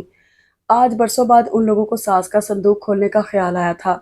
آبدہ بی بی نے آئیڈیا دیا تھا کہ اس بار رمضان میں اماں کے پرانے برتنوں کو کلی کر کے استعمال کیا جائے، چنانچہ وہ تینوں سٹور روم میں ان کا بڑا صندوق کھولے کھڑی تھیں۔ نقشین ڈونگے کا ڈھکن ہٹانے پر چمکتے ہوئے سونے کے بٹن نظر آئے۔ یہ بٹن ہاجرہ بیگم نے اپنی شادی کے ابتدائی سالوں میں ہی انہیں استعمال کرتے دیکھا تھا۔ ان کا شروع ہی سے ان بٹنوں پر بہت دل تھا، سو اب برسوں بعد سامنے پا کر فوراً ہی ان پر لپکی، لیکن اس سے پہلے زبیدہ خاتون نے انہیں اپنے قبضے میں کر لیا۔ یہ تو میں لوں گی، ساتھ ہی بآواز بلند اعلان بھی فرما دیا۔ ہاجرہ بیگم بھی اتنی آسانی سے اپنی من پسند چیز سے دستبردار ہونے والی نہیں تھی، سو ایک محاذ قائم ہو گیا۔ بات تو میں سے بڑھ کر تانوں تشنوں تک جا پہنچی۔ بیچاری آبدہ بھی دونوں کو چپ کروانے کی کوشش میں ہلکان ہو کر آخرکار تھک ہار کر بیٹھ گئی، جبکہ وہ دونوں پوری دل جمعی سے لڑنے میں مصروف تھیں۔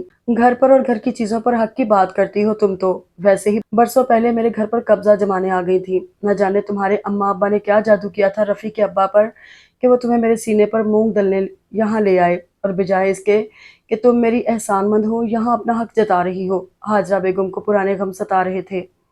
میرے اماں ابا نے جادو کیا ہو یا نہ کیا ہو، تم نے ضرور جادو کیا تھا مرحوم پر، جو وہ تم جیسی بدکردار غیر مردوں کے ساتھ تنہا گھومنے والی عورت سے شادی کر بیٹھے۔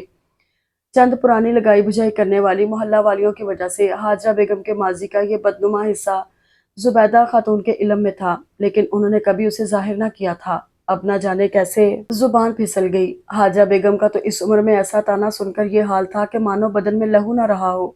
زرد پڑتے چہرے اور کانپتی ٹانگوں کے ساتھ وہ بمشکل خود کو گھسیٹتی اپنے کمرے تک لے جانے کی ہمت کر سکی تھی۔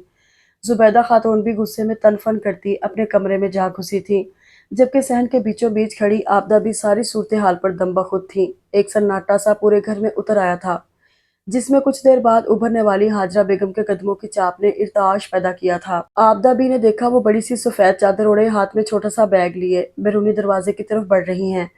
کہاں جا رہی ہیں بڑی آپا؟ وہ فوراً ہی اس کی طرف لپکی۔ اشفاق بھائی کے گھر، انہوں نے رسپاٹ انداز میں جواب دیتے اپنے بھائی کا نام لیا، جس کے نام پر ان کے پاس فقط ایک بھائی کا گھر ہی رہ گیا تھا۔ بیگ لے کر کیوں جا رہی ہیں؟ رکنے کا ارادہ ہے کیا؟ کل سے رمضان شروع ہو رہے ہیں، رکیے گا نہیں؟ آپ کے بغیر افطار اور سحری میں مزہ نہیں آتا۔ آبدہ بی کو ان کے انداز سے ہول آ رہا تھا، سو جلدی جلدی بول رہی تھی، تم اور زبیدہ مل کر سنبھالو اس گھر کو، مجھ جیسی عورت کا بھلا کیا کام ہے یہاں؟ وہ بے انتہا آزردہ تھی۔ مانتی ہوں بڑی آپا، چھوٹی آپا نے زیادتی کی ہے، لیکن اس طرح کسی بات پر انسان اپنا گھر چھوڑ کر تھوڑا ہی چلا جاتا ہے۔ چلیے رکھیے اپنا سامان، ایک آدھ دن میں انہیں اپنی زیادتی کا احساس ہوگا تو خود ہی آپ سے معافی مانگ لیں گی۔ کہنے کے ساتھ ہی آبدہ بی نے ان کا بیگ پکڑنے کے لیے ہاتھ آگے بڑھایا۔ اس وقت مجھے نہ روکو آبدہ، اگر میں یہاں رہی تو شاید صدمے سے میرا دل پھٹ جائے، آگ لگی ہوئی ہے میرے وجود میں، مجھے ڈر ہے کہ کہیں میں کچھ کر نہ بیٹھوں۔ بیگ ان کے ہاتھ سے چھڑاتی وہ بیرونی دروازے کی طرف بڑھ گئی۔ ان کے انداز میں چٹانوں کی سی سختی تھی۔ آبدہ باوجود چاہنے کے مزید کچھ کہنے کی جرات نہ کر سکیں اور خاموش نگاہوں سے انہیں جاتا دیکھتی رہیں۔ سحری کے لیے کچھ منگوانا تو نہیں ہے چھوٹی اماں؟ اگر منگوانا ہے تو ابھی بتا دیں، تراویح کے بعد لیتا آؤں گا۔ کروشیے کی بنی سفید ٹوپی سر پر لگاتے رفیع الزمان نے آبدہ بی سے پوچھا۔ آج شام میں اسے کسی کام سے اپنے دوست کے پاس جانا تھا، اس لیے حسب معمول چائے کے وقت گھر نہیں پہنچ سکا تھا، اور اب بھی کھانے سے فارغ ہو کر جلد از جلد تراویح کے لیے جانے کی فکر تھی۔ چنانچہ گھر میں بولتے سناٹوں کو محسوس نہ کر سکا۔ سب موجود ہے بیٹا، تم اطمینان سے جا کر نماز پڑھ لو، آبدہ بی نے اس کی تشفیع کروائی۔ اچھا، لیکن گجریلا تو لانا ہی ہوگا، بڑی اماں کو سحری میں اس کے بغیر مزہ نہیں آتا۔ اسے یکدم ہی خیال آیا، جو تمہارا دل چاہے لے آنا، ابھی تو جاؤ ورنہ جماعت نکل جائے گی۔ اور ہاں، واپسی میں دوستوں کے پاس مت رک جانا، سیدھے گھر آنا، مجھے کچھ کام ہے۔ اس سے نظر چراتے آبدہ بی بی نے ہدایت کی، آج جو کچھ پیش آیا تھا انہیں اس سے اس کی اطلاع ضرور دینی تھی، وہ بھی کچھ اس طرح کہ بجائے پریشان ہونے کے وہ کوئی حل نکال سکے۔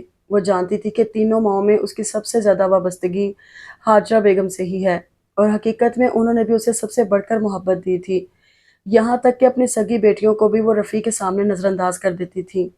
اب بھی ان کے اس طرح گھر چھوڑ کر جانے پر وہ یقیناً شدید صدمے سے دوچار ہوتا۔ اس کے تراویح سے واپس آنے تک وہ مسلسل ذہن میں جملے ترتیب دیتی رہی۔ وہ نہیں چاہتی تھی کہ اسے زیادہ پریشانی ہو۔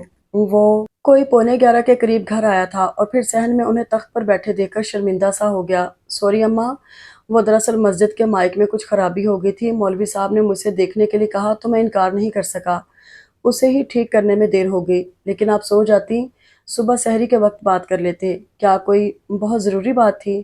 وہ شرمندہ سا تاخیر کی وجہ بتا رہا تھا۔ کوئی بات نہیں بیٹا، آدمی گھر سے نکلتا ہے تو سو جمیلے اس کی جان کو لگ جاتے ہیں، دیر سویر ہو ہی جاتی ہے۔ مجھے بھی اگر ضروری بات نہیں کرنی ہوتی تو اس وقت تمہیں بے آرام نہیں کرتی۔ اس کی معذرت قبول کرتے آبدہ بی نے سنجیدگی سے جواب دیا۔ مسئلہ کیا ہے چھوٹی اماں؟ کوئی پریشانی کی بات تو نہیں؟ ان کے بے انتہا سنجیدہ انداز پر اسے بھی تشویش ہونے لگی۔ ایک نظر دونوں بڑی اور منجلی اماں کے تاریک کمروں کی طرف ڈالتا وہ آبدہ بی کے قریب ہی تخت پر ٹک گیا۔ آبدہ بی نے دوپہر کو پیش آنے والا واقعہ مناسب الفاظ میں اسے کہہ سنایا۔ سن کر کافی دیر تو وہ ساکت سا بیٹھا رہا۔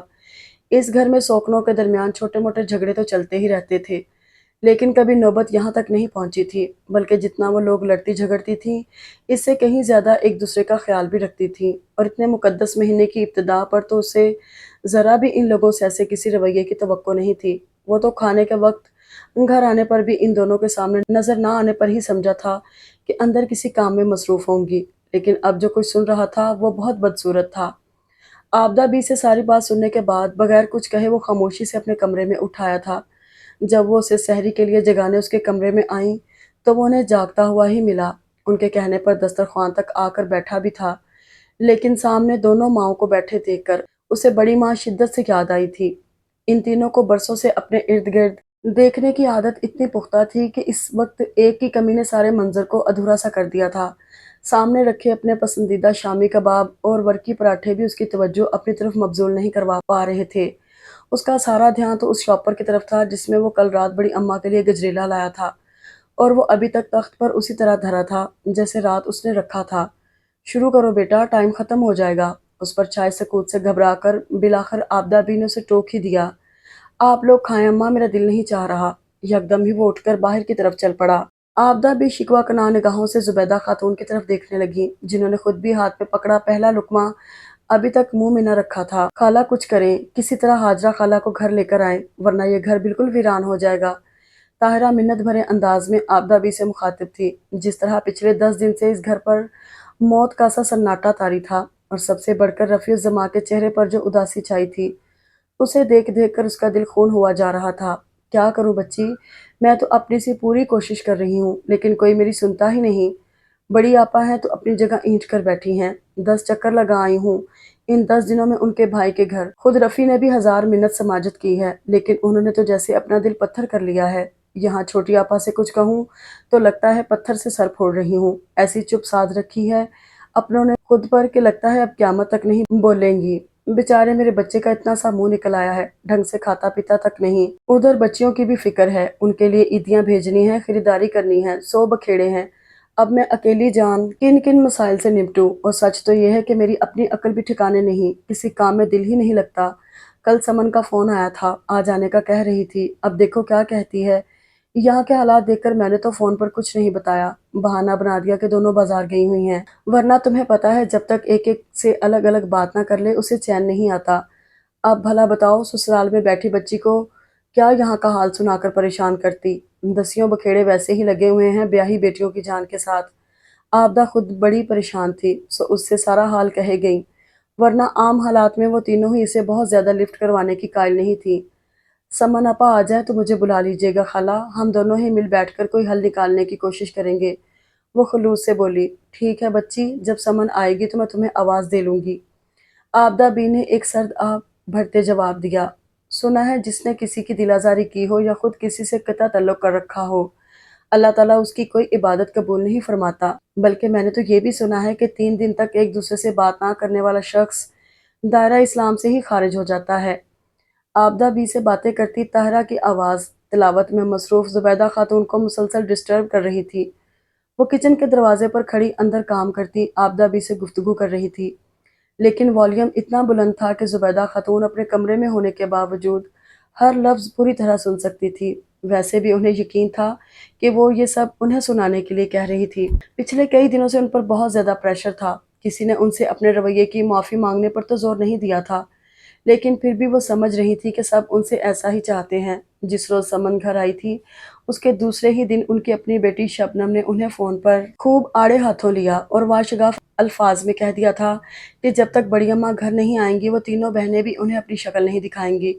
इधर रफ़ीउज़्ज़मा और आबदा भी इनसे मुखातिब ना होते थे। अपने ही घर में वो एहसास तन्हाई का शिकार हो गई थी। उन्हें लगता था कि सब मिलकर उन्हें दबाना चाहते हैं और इंसाफ से काम नहीं ले रहे, वरना ज़्यादती की इब्तिदा तो हाजा बेगम की तरफ से हुई थी। बात सोने के उन बटनों की नहीं थी, बल्कि उन तानों की थी जो उन्होंने उन्हें दिए थे। वो नहीं जानती थी कि उनके बच्चे उन्हीं जैसा सलूक हाजरा बेगम से भी कर रहे हैं। दरअसल ये सब ताहरा के मशवरों पर हो रहा था। इसी ने इन लोगों को समझाया था कि किस तरह दोनों खवातीन को काबू किया जा सकता है। सौतेली औलादे होने के बावजूद वो चारों इन दोनों को जान से बढ़कर अजीज थे। उनकी कुछ दिन की बेरुखी ही इन दोनों को राह रास्त पर ला सकती थी। समन ने भी मामू के घर फ़ोन करके माँ को खबरदार कर दिया था कि चाहे ज़िंदगी गुजर जाए, वो अपने बाप के घर के अलावा कहीं और इनसे मिलने नहीं आएंगी। अपनी सगी बेटियों की धमकियों को तो खैर वो क्या खातर में लाती, असल मसला रफ़ीउज़्ज़मा का था, जिसमें उनकी जान अटकी रहती थी। शुरू के 10-12 दिन उनके पास चक्कर लगाने के बाद उसने उनसे मिलने जाना छोड़ दिया था और उसकी सूरत देखे बगैर दिन गुजारना उनके लिए दुश्वार हुआ जा रहा था। खुद रफ़ीउज़्ज़मा कब उनके बगैर रह सकता था, लेकिन बहनों ने बमुश्किल उसे कायल किया था कि अम्मा को वापस घर लाने का यही हल सबसे ज़्यादा कारगर है। नाचार उसे उनकी बात माननी पड़ी थी। आबदा भी इस मौके पर उन सब की हमनवा बनी हुई थी, सो सारा ड्रामा बड़ी कामयाबी से चल रहा था। अंदर ही अंदर वो दोनों ढह रही हैं, ये वो सब जानते थे। बस इंतज़ार था कि कब मोम होती हैं ताहिरा, जो इस सारे स्क्रिप्ट की राइटर और डायरेक्टर थी। वक्तन फ़वक्तन अपना रोल भी अदा करने पहुंच जाती। अपने मखसूस लबो लहजे में ऐसे ऐसे भयानक नक्शे खींच कर कता तल्लुक़ करने वालों के मुतल्लिक़ अल्लाह की नाराज़गी का हाल सुनाती कि ज़ुबैदा खातून लर्ज़ जाती। इस वक्त भी उन्होंने घबराकर कुरान शरीफ बंद कर दिया था और सोच रही थीं कि वाकई ऐसी इबादत करने से क्या हासिल जिससे दरबार इलाही में शर्फ कबूलियत ही हासिल ना हो।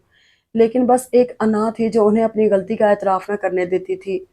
ओहो रफ़ी, तुम क्या हर वक़्त छोटे बच्चों की तरह अम्मा अम्मा करते रहते हो? जब फ़ोन करो एक ही किस्सा सुनने को मिलता है। मैं दूसरों की बातें सुनने के लिए नहीं, तुमसे तुम्हारी और अपनी बातें करने के लिए फ़ोन करती हूँ।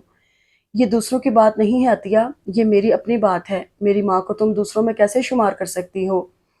अतिया के नहायत रूड लहजे में बोलने पर उसने उसे जताया। आजकल वो जिस कदर परेशान था, उसे इस एक किस्से के सिवा कुछ सूझता ही नहीं था। अतिया की मोहब्बत भरी बातें, ईद की तैयारियां, शॉपिंग, मुस्तकबिल के प्लान उसे कुछ भी अच्छे नहीं लगते थे और वो उसकी हर बात के बाद लौट फिर अपनी परेशानी की तरफ आ जाता था। यूं भी जिस लड़की को वो अपने शरीके सफ़र की हैसियत से देखता था, अपनी ज़िंदगी के मसाइल भी उसी से शेयर करना चाहता था। लेकिन अतिया को इस सारी दास्तान ने बेजार कर दिया था। तभी वो चमक कर बोली, तुम्हारी कोई एक अम्मा हो तो बंदा उनको बर्दाश्त भी कर ले। 3-3 के किस्से सुनना और उन्हें हज़म करना कम से कम मेरे लिए तो बहुत मुश्किल है। अगर तुम्हें मेरे साथ ज़िंदगी गुजारनी है तो मेरी माँओं को बर्दाश्त करने की आदत भी डालनी होगी, वरना गुजारा मुश्किल होगा। उसने फ़ौरन ही तंबीह कर डाली। अच्छा ठीक है, लेकिन फ़िलहाल तो बोर मत करो और ये बताओ कि कब मेरे घर अपने घर वालों को भेज रहे हो? उसने अपने मतलब की बात बयान की। मैं तुम्हें बता रहा हूँ कि मेरे घर परेशानी है। बड़ी अम्मा घर पर मौजूद नहीं है और तुम रिश्ता भेजने की बात कर रही हो। उनकी गैर मौजूदगी में भला कौन आएगा तुम्हारे घर वालों से बात करने? वो जैसे उसकी खुदगर्जी पर तप ही गया। बड़ी अम्मा नहीं है तो क्या हुआ? मंजली और छोटी तो मौजूद हैं, उनमें से किसी को भेज दो।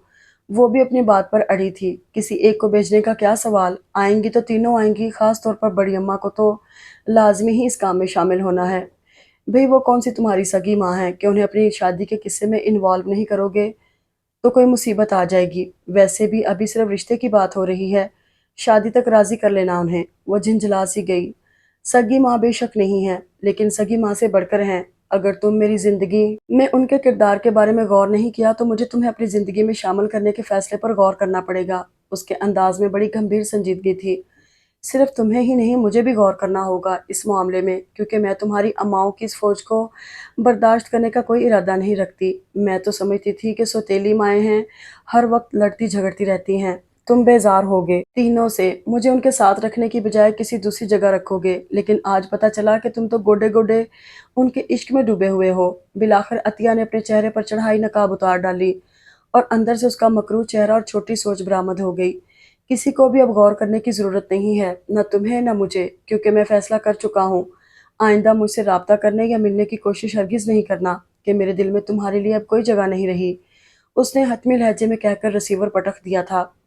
بیٹا، آج مجھے بڑی آپا کے پاس لے چلنا، آخری اشرا شروع ہو گیا ہے۔ رمضان کا ان کے بغیر عید کیسے منائیں گے؟ صبح سے بے قرار پھرتی، اندر باہر کمروں کے چکر لگاتی زبیدہ نے افطار کے وقت رفیع سے کہا تو وہ کھل اٹھا۔ آبدہ بی نے بھی سکون کا سانس لیا، ورنہ جس طرح وہ انہیں بے چین دیکھ رہی تھی، ڈر تھا کہ کہیں وہ بیمار ہی نہ پڑ جائیں۔ یہ آپ نے بہت اچھا فیصلہ کیا ہے چھوٹی آپا، شدت جذبات سے ان کی آواز بھرا سی گئی۔ صحیح کہتی ہو آبدہ، اگر آج میں یہ فیصلہ نہیں کرتی تو خود کو ساری زندگی معاف نہ کر پاتی۔ اس خاندان کو توڑنے اور اپنی ہی اولاد کو دکھی کر دینے کا سارا الزام میرے سر ہوتا۔ ان کی پلکیں بھی بھیگ رہی تھیں۔ افطار کے فوراً بعد ہی وہ لوگ حاجرہ بیگم کے بھائی کے گھر پہنچے تھے۔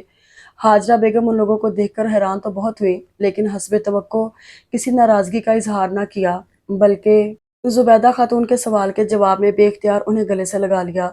مجھے معاف کر دے بڑی آپا، میں نے آپ کا دل دکھایا۔ پتہ نہیں اس روز مجھے کیا ہو گیا تھا جو آپ سے گستاخی کر بیٹھی، ورنہ آپ کتنی باکردار خاتون ہیں یہ مجھ سے بڑھ کر کون جان سکتا ہے۔ برسوں گزارے ہیں میں نے آپ کے ساتھ، بھلا میں نہ جانوں گی آپ کو تو کون جانے گا؟ وہ حاجرہ بیگم کے گلے لگے ہی معذرت کے الفاظ ادا کر رہی تھیں۔ جانے دو زبیدہ، غلطی میری بھی تھی، میں نے ہی بڑی ہو کر بڑے پن کا ثبوت نہیں دیا تھا، ورنہ بھلا مجھے کیا کرنا تھا ان معمولی بٹنوں کا؟ بس دل میں خیال تھا کہ رفیع کی دلہن کو بری میں چڑھاؤں گی۔ انہوں نے بھی اپنی غلطی کے اعتراف کے ساتھ وضاحت دی۔ گلے شکوے سارے بعد میں کرتے رہیے گا، آپ لوگ اب گھر چلنے کی تیاری کریں، اتنے تھوڑے دن رہ گئے ہیں عید میں، اور کچھ تیاری نہیں، اب ہم تینوں مل کر ہی ہاتھ پاؤں چلائیں گے تو کچھ ہو سکے گا۔ بچیاں بھی تینوں اپنی اپنی جگہ ناراض بیٹھی ہیں، انہیں بھی راضی کرنا ہے۔ آبدہ بی نے دونوں کی توجہ فوری درپیش مسائل کی طرف مبذول کروائی۔ ہاں ہاں آبدہ، فکر مت کرو، سب ہو جائے گا، میں بس ابھی 2 منٹ میں اپنا بیگ لے کر آتی ہوں۔ حاجرہ بیگم فوراً ہی اٹھ کھڑی ہوئی، لیکن آگے بڑھنے سے پہلے ہی رفیع الزمان نے پیچھے سے ان کی گردن میں بازو حمائل کر دیے۔ اپنی بہنوں سے مل کر بیٹے کو بھول گئی ہیں میری اماں؟ چل ہٹ، میں تجھ سے بات نہیں کرتی، اتنے دنوں سے ملنے نہیں آیا اور اب محبت جتا رہا ہے، حاجرہ بیگم نے روٹھے روٹھے لہجے میں جواب دیا، لیکن اگلے ہی پل وہ اسے گلے سے لگائے کھڑی تھی۔ دونوں سوکنے اور بھائی بھاوج ان کے اس انداز پر مسکرا اٹھے، جانتے تھے وہ اس کے بغیر بالکل نہیں رہ سکتی، ان کی ضد ٹوٹی ہی اس کی جدائی کی وجہ سے تھی۔ اس کے لیے دل تڑپا تھا ہی تو وہ گداز ہوئی تھی، اور انہیں اپنی غلطیوں کا احساس بھی ہوا تھا۔ رات کوئی 2:30 بجے کا عمل تھا۔ مسجد سے مشہور عالم دین کا بیان سن کر باجماعت صلاۃ و تسبیح کی نماز پڑھنے کے بعد وہ گھر آیا تھا۔ 27ویں شب تھی، لہٰذا مسجدوں اور راستوں میں ہر جگہ چہل پہل تھی۔ وہ باقی وقت گھر میں ہی عبادت کرنے کے خیال سے واپس لوٹا تھا۔ حاجرہ بیگم کے کمرے میں وہ تینوں خواتین بھی ایک ساتھ عبادات میں مصروف تھیں۔ کچھ دیر اپنے کمرے میں بیٹھ کر تلاوت کرنے کے بعد اس کا دل اچانک ہی چھت پر جانے کو چاہا تھا۔ اچھی خاصی خنکی کے باوجود اس وقت وہ وہاں بہت اچھا محسوس کر رہا تھا۔ سارے ماحول پر ایک عجیب سا سحر طاری تھا۔ زیر لب درود شریف کا ورد کرتے وہ چھت پر ٹہل رہا تھا۔ ٹہلتے ٹہلتے وہ اپنی اور طاہرہ کی چھت کے درمیان موجود درمیانی دیوار تک پہنچا تو اس کی نظر جائے نماز پر بیٹھی اللہ سے راز و نیاز کرتی طاہرہ پر پڑی۔ بڑی سی سفید چادر کے حالے میں اس کے چہرے پر اتنا سکون تھا کہ وہ چند لمحے ٹکٹکی باندھے اسے دیکھتا رہا۔ ہمیشہ اونگے بونگے حلیے میں رہنے والی لاپرواہ مزاج کی لڑکی کے اندر اس وقت جانے ایسی کون سی خاص بات پیدا ہو گئی تھی کہ وہ اپنی نظریں واپس نہ موڑ سکا۔ اسے یوں محسوس ہو رہا تھا جیسے آسمان سے جو نور کی لہریں اور رحمتوں کی بارش ہو رہی ہے، ان سب کا مرکز صرف اس لڑکی کی ذات ہے جو اپنے دل میں دوسروں کے لیے بہت پرخلوص جذبات رکھتی ہے، جس کی لاپرواہ طبیعت کے پردے میں بڑا حساس دل چھپا ہوا ہے۔ جس طرح پچھلے کئی دنوں تک وہ ان کے گھر کے مسئلے میں پوری طرح انوالو رہی تھی، رفیع الزماں پر اس کے دل کی حالت عیاں ہو گئی تھی۔ اس کا آنے والے رشتوں پر رد عمل اور بے نیازی کی آڑ لے کر کی جانے والی محبت، آنے بہانے اپنے گھر کے چکر لگانا، سب اسے سمجھ آنے لگا تھا۔ اور یہ لڑکی جو میرے گھر کے ماحول کو سمجھتی ہے، میری بہنوں کو اپنی بہنوں کی طرح اور میری ماؤں کو اپنی ماں کی جگہ دیتی ہے، کیا میری زندگی کی حقیقی شراکت دار ثابت نہیں ہوگی؟ اپنے آپ سے کیے گئے اس سوال کا جواب اس کے پاس ہاں کی صورت آیا تھا۔ عطیہ کی اصلیت کھل جانے کے بعد تو ویسے بھی اس کے سامنے دنیا کے بہت سے رنگ کھل کر سامنے آ گئے تھے۔ شاید اسی کی محبت بھری دعائیں تھیں کہ میرے گھر کا سکون ایک بار پھر قائم ہو گیا اور کسی فاش غلطی سے پہلے ہی مجھے اپنے فیصلے پر غور کرنے کا موقع مل گیا۔ بھیگی بھیگی پلکوں کے ساتھ خدائے بزرگ و برتر کے حضور اسے دعا میں مصروف دیکھ کر اس نے سوچا اور پھر واپس نیچے جانے کے لیے سیڑھیوں کی طرف قدم بڑھا دیے۔ چاند ہمیں کہاں دکھائی دے گا؟ وہ تو نکلا ہوگا عطیہ آپا کے آنگن میں۔ آسمان پر چاند کی تلاش سے مایوس ہو کر وہ اپنے آپ ہی بڑبڑائی، لیکن فوراً ہی پیچھے سے آتی آواز سن کر رخ موڑنا پڑا۔ اگر آپ آسمان پر چاند کو تلاش کرنے کے بجائے اپنی دیوار کے پار دیکھیں تو شاید کامیاب ہو جائیں۔ یہ رفیع الزماں تھا جو درمیانی دیوار پر کوہنیاں ٹکائے شوخی سے مخاطب تھا۔ پل بھر کو تو وہ اپنے رنگے ہاتھوں پکڑے جانے پر گڑبڑا سی گئی، لیکن پھر اپنی ازلی ہٹ درمی سے کام لیتے ہوئے چمک کر جواب دیا، بڑی خوش فہمی ہے آپ کو اپنے بارے میں۔ کبھی آئینے کو صاف کر کے اس میں شکل دیکھی ہوتی تو کبھی ایسی بات نہ کرتے۔ آئینوں کے سامنے سے پردے ہی تو ہٹے ہیں جو میں پہلی بار وہاں اپنی شبیہہ دیکھ پایا ہوں۔ اس کی آنکھوں میں بغور دیکھتا وہ زمانی لہجے میں بولا۔ اس بار اس نے خاموشی سے پلکوں کی جھالر گرائی، کوئی جواب جو نہیں بن پڑا تھا۔ بس اب کوئی فائدہ نہیں اس پردہ داری کا، جو دیکھنا تھا میں دیکھ چکا۔ اس کے پلکیں جھکا لینے پر اس نے اسے چھیڑا تھا، آپ جا کر عطیہ آپا کے آئینوں میں اپنی شکل دیکھیں، خواہ مخواہ مجھے کیوں پریشان کرتے ہیں؟ وہ اب وہاں سے جانے کے لیے پر تول رہی تھی۔ تمہاری عطیہ آپا کو ٹیوشن پڑھانے والے لوگ اچھے نہیں لگتے، اس لیے میں نے ان سے معذرت کر لی ہے۔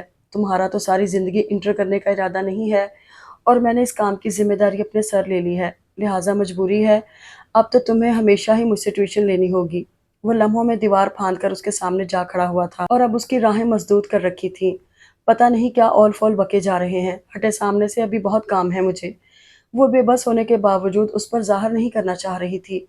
بک نہیں رہے بلکہ فرما رہے ہیں، اور اب آئندہ بھی ہمیشہ فرمایا ہی کریں گے، لہٰذا آپ حد ادب قائم رکھنا سیکھ لیں۔ نیچے اب تک میری امائیں اور بہنیں آپ کے امی ابو کے پاس پہنچ چکی ہوں گی۔ کیوں پہنچ چکی ہوں گی؟ کچھ سمجھنے کے باوجود بھی وہ حیران تھی۔ پڑوس میں رہنے والے چاند سے مکھڑے کو اپنے گھر لانے کی درخواست کرنے۔ طاہرہ بیٹی جلدی سے نیچے آؤ، مہمان آئے ہیں۔ نیچے سے آتی امی کی آواز نے اسے ٹھیک طرح سے کچھ سمجھنے کا موقع نہ دیا اور وہ محبت میں سیڑھیوں کی طرف بڑھی، لیکن فوراً ہی اس کا دایاں ہاتھ رفیع کی گرفت میں آ گیا۔ وہ اپنی جیب سے خوبصورت سی انگوٹھی نکال کر اس کی انگلی میں ڈال رہا تھا۔ عید مبارک ہو تمہیں۔ اس کی سرگوشی طاہرہ کی سماعتوں سے ٹکرائی۔ آپ کو بھی، محبوب سے انداز میں جواب دیتی اس کی کسی خوبصورت گستاخی سے پہلے وہ اپنا ہاتھ اس کی گرفت سے نکال کر نیچے کی طرف سر پر دوڑی تھی۔ آخر اسے اپنے ہونے والے سسرالیوں کا سواگت بھی تو کرنا تھا۔ اگر آپ کو یہ ناول پسند آئے تو ویڈیو کو لائک اور چینل کو سبسکرائب ضرور کیجیے گا، اور آپ کو یہ سٹوری کیسی لگی کمنٹ میں ضرور بتائیں۔ شکریہ۔